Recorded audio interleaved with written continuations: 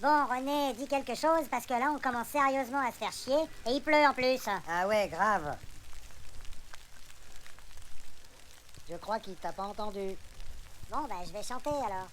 I'm singing in the rain, just singing in the rain. Ouais, laisse tomber, Coco. Je préfère m'emmerder dans le silence, hein. Ok. Allez, viens, Flipper, on va se promener.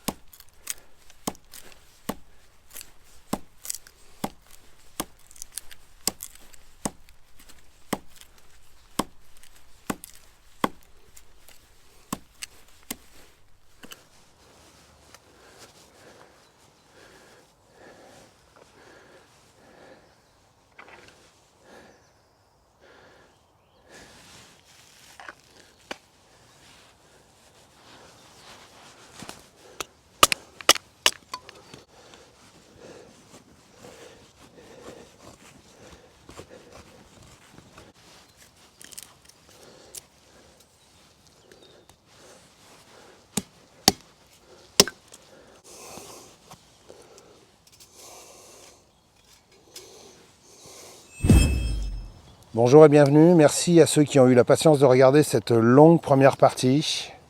Voici le Trail Seeker de chez Tops Knives. C'est une nouveauté de 2021. Alors, je vous parle pendant que je suis en train de faire un petit peu de bois pour mettre dans mon réchaud, parce que il va pas rester longtemps, ça c'est sûr.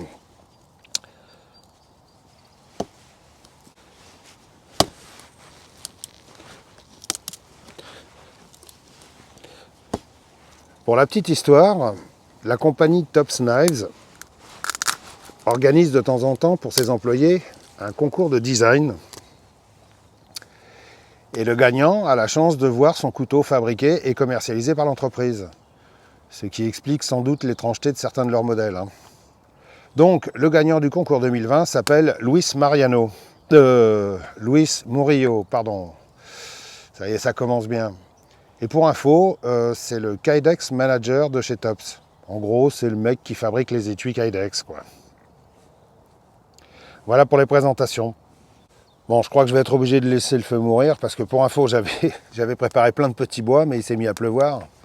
Ça fait quand même quelques heures là, qu'il tombe des cordes. Je suis resté sous l'abri, tranquille. Là, ça a l'air de s'être calmé un petit peu, mais ça va pas tarder à repartir. Alors, ce couteau fait une longueur totale de 23 cm 8, longueur de lame 11 cm 4, longueur de tranchant 11 cm 7, longueur de manche 12 cm 4, épaisseur de lame 4 mm 9, épaisseur du manche 16 mm. Les plaquettes sont en green canvas micarta, c'est-à-dire du micarta composé de toile verdâtre. Sa lame est de forme clip point et en acier 1095 à 86 HRC, avec leur fameux durcissement différentiel qui permet d'avoir une dureté différente entre le tranchant et le reste de la lame. Le revêtement s'appelle Black Traction Coating. Ne me demandez pas ce que ça veut dire, mais bon, pour avoir vu comment ils font dans un reportage sur l'entreprise, c'est un genre de poudrage appliqué au pistolet et ensuite passé au four. Miam. Sa construction est plate semelle et son mouture est plate partielle. Désolé, je ne pouvais pas la rater celle-là. Son poids est de 250 grammes seul et 381 grammes avec son étui. Alors, son étui, parlons-en. Alors, il est où d'ailleurs? Il faut que je l'enlève de ma ceinture. Il est en Kydex bien épais, comme Tops en a le secret, avec un système d'angler. Alors, en français, d'angler, ça veut dire ça pendouille comme mes... Alors, ce Trail Seeker, en jargon youtubien, fait partie de la catégorie des mid-size, en français taille moyenne. Et il vient directement jouer dans la cour des SI4, Kabar BK16 ou BK18, Moragarberg, etc., etc.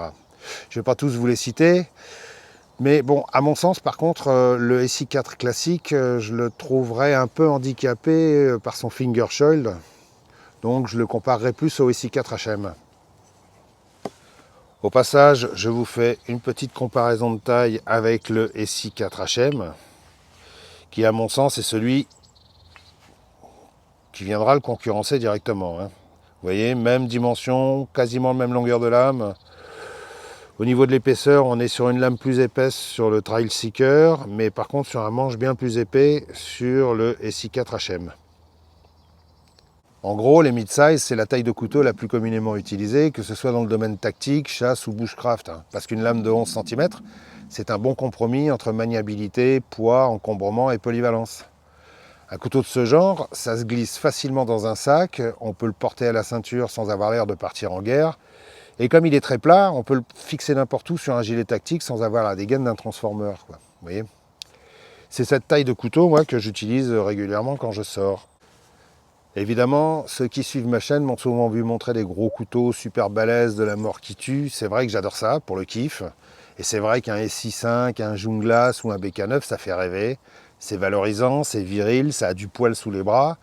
Et c'est agréable de s'imaginer en train de débiter du grizzly et de construire tout un village en bois d'arbres juste pour passer une nuit et se faire une bouffe, comme on peut en voir certains faire sur YouTube. Mais la réalité du terrain, chez nous en tout cas, c'est que les couteaux moyens sont les mieux adaptés à nos pratiques en forêt ou au fond du jardin des grands-parents. Et comme on dit, à petit pays, petit couteau, lol. Ah zut, il m'a échappé celui-là. Alors ce Trail Seeker, quand je l'ai vu les premières fois, je me suis tout de suite douté qu'il serait bon.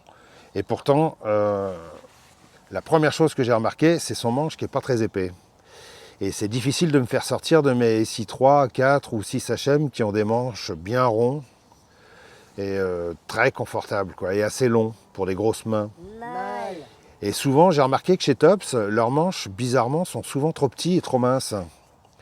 Même sur des très gros couteaux, d'ailleurs, c'est assez étrange, parce que, bon, l'américain de base, en grande majorité obèse, n'a pas des mains de garçonnet. Hein. Oh. Donc, je craignais que celui-ci soit un petit peu juste pour moi, et pas bien du tout. Et bien, en fait, pas du tout. Il est plutôt bien foutu, assez bien dessiné, il se cale bien dans la main, et même dans toutes les positions. Hein. Que ce soit, comment dire, dans cette position-là, en reverse grip, ou alors comme ceci. Vraiment, il est bon dans toutes les positions, même la position de la brouette.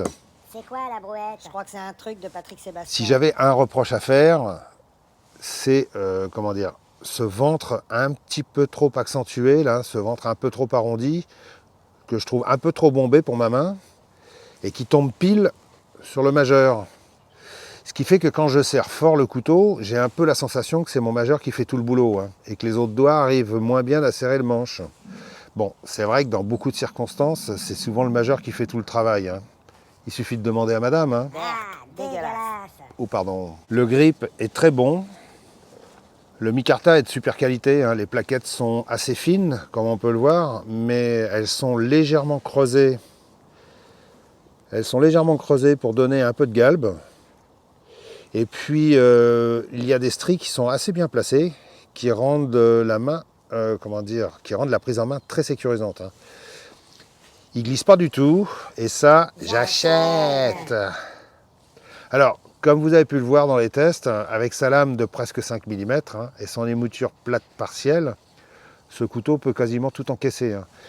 Pour ça, on peut faire confiance à Tops, ils savent fabriquer des couteaux hyper solides. À l'arrière du manche, nous avons un talon dépassant avec lequel on pourra taper sur des trucs, hein, pour ceux qui aiment taper sur des trucs, et y passer une paracorde, ce que je conseille fortement pour les activités en forêt. Hein. Par contre, pour d'autres usages type tactique, etc., bon, la dragonne, c'est plutôt déconseillé. Sur la lame, on peut voir d'un côté le logo Tops. Et alors, il est où? Il est là. Il est un petit peu effacé parce que j'aurais dû nettoyer la lame avant de vous le montrer. On peut voir le logo Tops et avec le nom Trail Seeker et le numéro de série écrit en dessous. Et de l'autre côté, on peut voir qu'il y a écrit avec fierté Made in USA. Là, ça, on devrait en prendre de la graine, nous, au côté fierté. Sur le dessus de lame, il y a de l'antidérapant pour doigts. Alors, en jargon youtubien, on dit dimping. Assez profond, mais pas trop agressif, comme le Tops Bob par exemple, qui a tendance à bien flinguer le pouce hein, quand même. Et puis même si celui-ci marque quand même assez bien, hein, ça reste assez supportable. Alors qu'est-ce qui m'a attiré dans ce couteau? Parce que bon, c'est pas, quand on le regarde, c'est pas non plus un premier prix de beauté. Hein. On peut pas dire que côté design, ce soit à se taper le cul par terre, hein, même si c'est Luis Mariano qui l'a fait. En fait, ce qui m'a attiré, c'est son côté rationnel et très pragmatique. Je ne sais pas si on peut dire ça pour un couteau, mais bon, on voit tout de suite qu'il n'a pas été dessiné juste pour le style. Hein. Il est fait pour bosser et pas pour frimer. Déjà, il a une vraie garde. Et ça, je sais que ça va plaire à tous ceux qui ne se sentent pas trop en sécurité. Avec le SI4HM, il y en a beaucoup qui pensent que en forçant sur le couteau, on peut avoir les doigts qui passent sur le tranchant. Bon, je préfère... Je le dis souvent, non, c'est pas le cas. Moi, ça m'est jamais arrivé, hein, et pourtant, j'ai bien bossé avec. C'est celui que j'utilise le plus, celui-ci. Par contre, celui-ci, il a une vraie garde, donc il aura un côté un petit peu rassurant pour ceux qui veulent avoir une garde. Et puis, ce qui m'a sauté tout de suite aux yeux la première fois,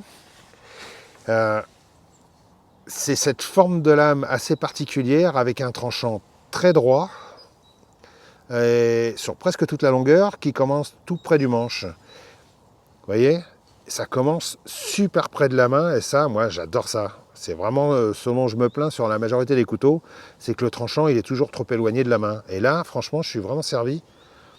Le tranchant, on ne peut pas faire mieux, quoi.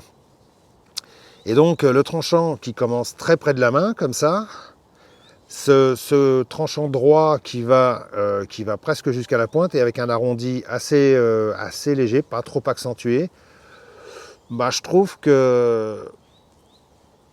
Voilà, moi je trouve que ça lui donne beaucoup d'efficacité. C'est pas forcément super beau, hein, mais avec cette pointe comme ça, descendant ce clip point ici, ça lui permet d'avoir une pointe assez fine, vous voyez, et surtout hyper solide.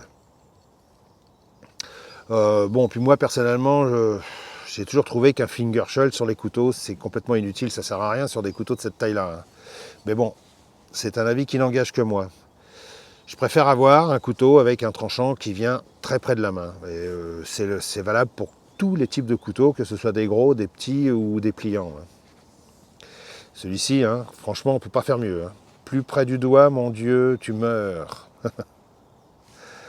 Alors par contre, les grosses mains, les très grosses mains, ne seront pas super à l'aise sur le manche, hein.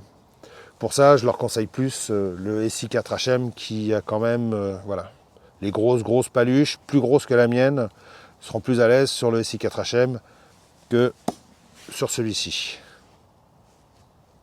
Mais bon, en ce qui me concerne, ça va. J'ai cru un moment que ça serait un peu petit pour moi, puis non, finalement, ça se passe très bien. J'utilise ce couteau depuis quelques jours. Je me suis fait plusieurs sorties en forêt avec. Je voulais vraiment faire le tour de toutes les utilisations en forêt. Je parle pas de chasse ou de bagarre, hein. Tiens, les méchants. Et franchement, je suis pas déçu, hein. Il est super costaud, on peut lui taper dessus comme un sourd, il encaisse vraiment tout. C'est 5 mm de lame, hein, quand même, hein. Son tranchant tient super bien. En plus, je le répète encore une fois, l'acier 1095 que certains qualifient d'acier de bourrin, c'est vraiment le plus adapté à ses usages, hein. Et au moins, il ne cassera pas comme un acier D2 de couteau chinois merdique. Avec celui-ci, vous pouvez largement passer toute une journée à couper du bois sans être obligé de le réaffûter. Et si vous avez besoin de le réaffûter, un petit coup de pierre et hop, c'est reparti, hein. Tops est arrivé à une perfection dans son traitement thermique assez difficile à prendre en défaut, hein. Et s'ils n'utilisent que ça sur leur couteau, c'est pas pour rien. Hormis la rentabilité, hein, aussi, bien sûr, hein. Le coating tient pas trop mal. Bon, là, la lame est dégueulasse, hein, il faudrait que je la passe, il faudrait que je la nettoie.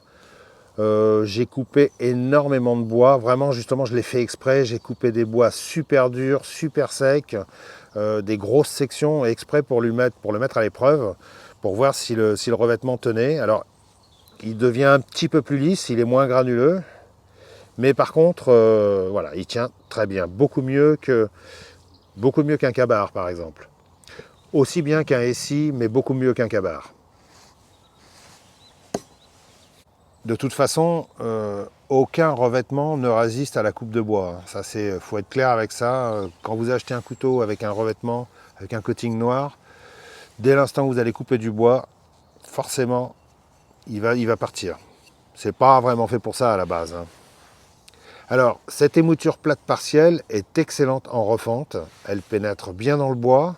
Elle l'écarte très facilement, parce que la lame est quand même assez large vers le haut.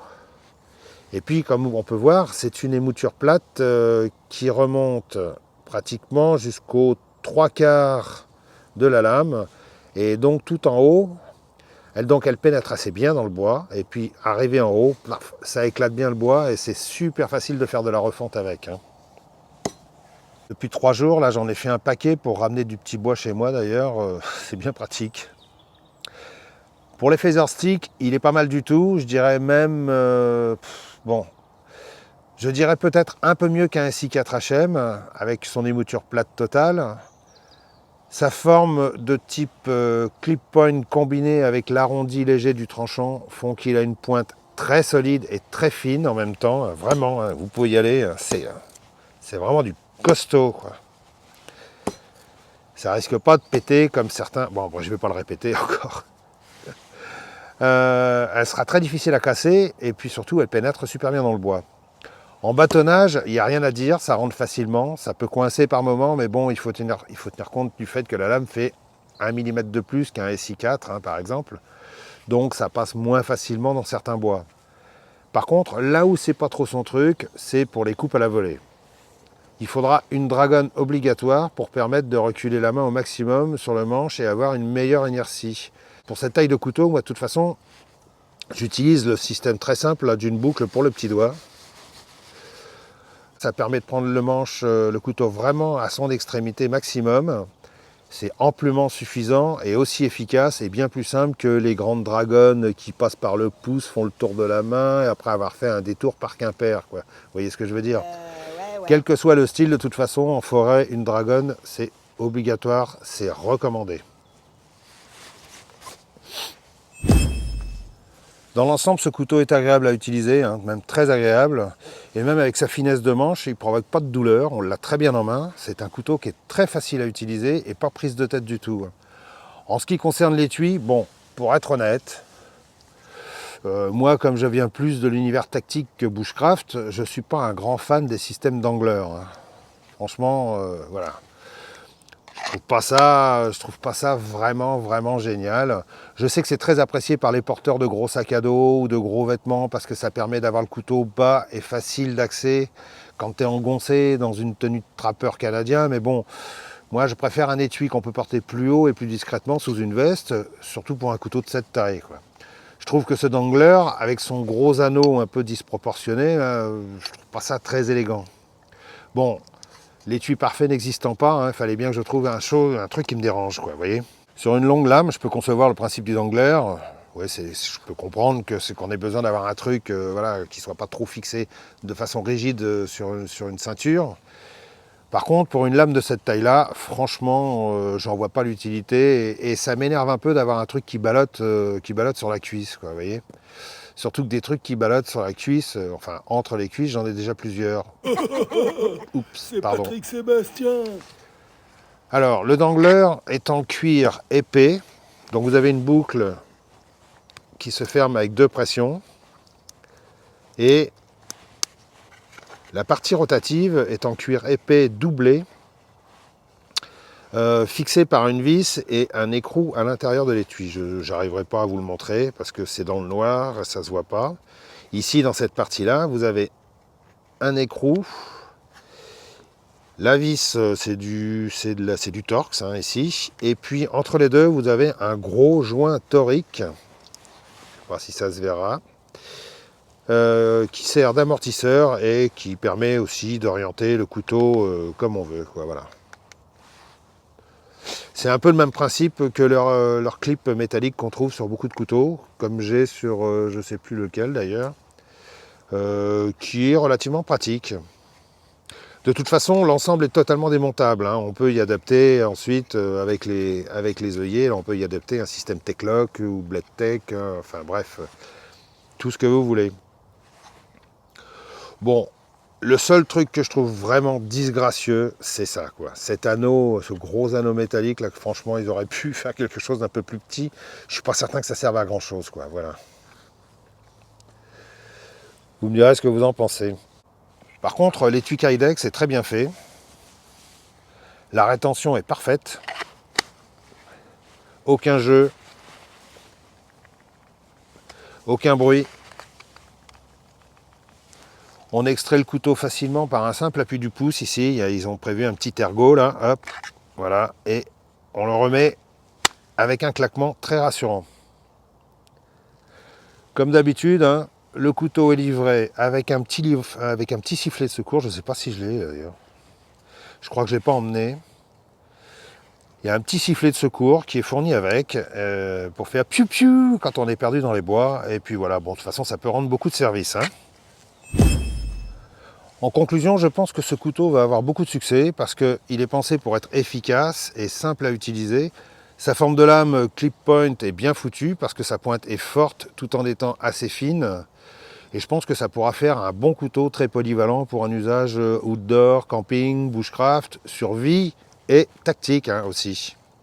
Je pense qu'il va faire une bonne carrière dans l'univers tactique, ce couteau-là. Trouver un couteau qui réunit pratiquement tous ces avantages, c'est pas si courant que ça en fait, hein. En plus, il n'est pas moche. Bon, mais ça c'est très personnel comme avis, hein. Vous me direz ça dans les commentaires.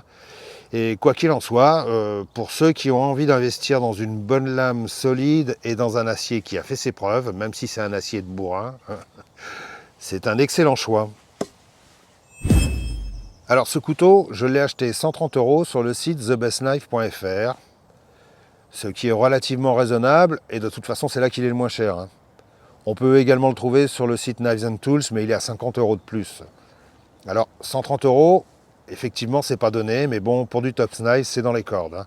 Et comme le site The Best Knife ne pratique pas la gonflette artificielle des prix pour faire des fausses promos comme la Tourangelle par exemple, c'est un prix très correct.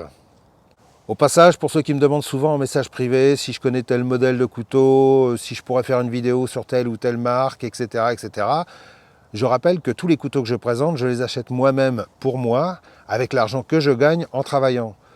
Que personne ne m'en envoie gratuitement et que je ne me les fais pas payer par mes abonnés. De plus, vu que depuis un an, mon travail a été très impacté par la crise Covid, et comme beaucoup de monde, hein, et que je suis freelance, je ne perçois pas les aides d'État comme les restaurateurs ou le chômage partiel comme les salariés. Donc, mes moyens sont super limités. Je ne peux malheureusement pas tout acheter, c'est un énorme budget. Alors j'en achète moins, et puis ceux que je choisis, je les choisis parce qu'ils me font envie. Même si j'aimerais bien pouvoir en essayer plein d'autres, hein. Voilà. C'est utile de le rappeler de temps en temps quand même, hein. Et pour répondre d'avance à la question qu'est-ce que j'utilise comme gants, ce sont des Mechanix modèle Fast Fit. Fast Fit parce que ils n'ont pas de système de serrage au poignet. On les enfile facilement et rapidement. À l'origine, ce sont des gants tactiques, hein, plus destinés à l'usage des armes que des couteaux, hein. Puis c'est pas franchement des gants destinés à cet usage. C'est pas vraiment des gants de travail. Ils ont une bonne préhension, mais s'usent assez vite. J'ai remarqué dernièrement qu'ils en vendent chez Auchan, au rayon bricolage. Ça m'a carrément surpris. Parce qu'en général, les Mechanix, on trouve ça plutôt chez les équipementiers militaires, hein. Je vous remercie d'avoir suivi cette vidéo. J'attends vos commentaires sur ce Trail Seeker. Je suis assez curieux de savoir ce que vous en pensez. Personnellement, je pense qu'il va avoir pas mal de succès et je lui prédis même une bonne carrière. Parce que pour l'instant, il n'est pas très connu. C'est vrai qu'en France, je dois être quasiment le premier youtubeur français à le présenter. Il n'est pas très connu encore. Et il est possible qu'on tienne un EC4 Killer, comme on dit. Si cette revue vous a plu, n'oubliez pas le guide en sortant. Mettez un petit pouce bleu à la dame du vestiaire et abonnez-vous pour ceux qui ne le sont pas encore. Prenez soin de vous, vaccinez-vous, elle est bonne, restez affûtés et restez fluides. Au revoir.